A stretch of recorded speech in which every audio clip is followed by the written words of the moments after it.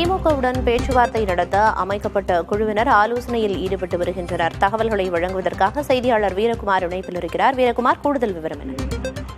2026 சட்டமன்ற தேர்தலை எதிர்கொள்வதற்காக காங்கிரஸ் கமிட்டி கூட்டணி தொடர்பாக ஆலோசனை நடத்துவதற்காக 5 பேர் கொண்ட ஒரு ஒருங்கிணைப்பு குழுவை அகில இந்திய காங்கிரஸ் தலைவர் மல்லிகார்ஜுன கார்கே நேற்று நியமித்திருந்தார். குறிப்பாக அந்த குழுவினுடைய ஆலோசனை கூட்டம் என்பது ராயப்பேட்டையில் இருக்கக்கூடிய காங்கிரஸ் கட்சியினுடைய தலைமை அலுவலகமான சத்தியமூர்த்தி பவன்ல தற்போது நடைபெற்று வருகிறது. இந்த ஆலோசனை கூட்டத்தில் அகில இந்திய காங்கிரஸ் கமிட்டியினுடைய தமிழக பொறுப்பாளர் கிறிஸ் டோடங்கர், தமிழ்நாடு காங்கிரஸ் கமிட்டியினுடைய தலைவர் செல்வப்பெருந்தகை, அகில இந்திய காங்கிரஸ் கமிட்டியினுடைய செயலாளர்கள் சூரஜ் ஹெக்டே, நிவேதித் ஆல்வா மற்றும் சட்டமன்ற காங்கிரஸ் கமிட்டியினுடைய தமிழ்நாடு தலைவர் ராஜேஷ்குமார் ஆகிய 5 கொண்ட குழு ஆலோசனை நடத்தியிருக்கிறாங்க. இந்த 5 கொண்ட குழு 2026 திமுகவுடன் நம்ம கூட்டணி வைக்கும் பட்சத்துல எத்தனை தொகுதிகளை கேட்டு பெறலாம், அப்படி பெறும்போது எந்தெந்த தொகுதிகளை நம்ம வெற்றி பெற வாய்ப்பு இருக்கிறது அப்படிங்கிறது தொடர்பாக ஆலோசனை செஞ்சிருக்காங்க. ஏற்கனவே 2021 சட்டமன்ற தேர்தலில் காங்கிரஸ் திமுக கூட்டணியில 25 தொகுதிகள்ல போட்டியிட்டு 18 தொகுதிகள்ல வெற்றி பெற்றிருந்தாங்க.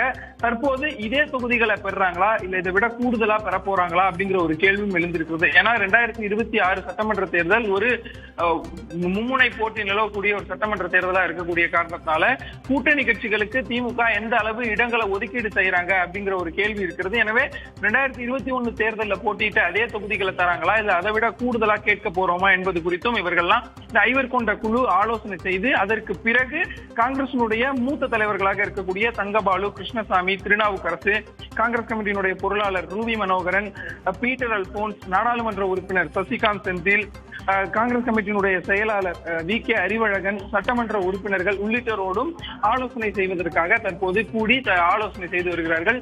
2026 சட்டமன்ற தேர்தலுக்கு அனைத்து கட்சிகளும் தயாராகி வரக்கூடிய சூழ்நிலையில திமுகவுடனான கூட்டணியில எத்தனை தொகுதிகளை கேட்டு பெறலாம், அப்படி கேட்கக்கூடிய பட்சத்துல எந்தெந்த தொகுதிகள் கேட்கலாம், எப்படி வெற்றி வாய்ப்பு இருக்கும் என்பது குறித்தான ஆலோசனை என்பது காங்கிரஸ் கமிட்டியில தலைமை அலுவலகத்துல தற்போது நடைபெற்று வருகிறது.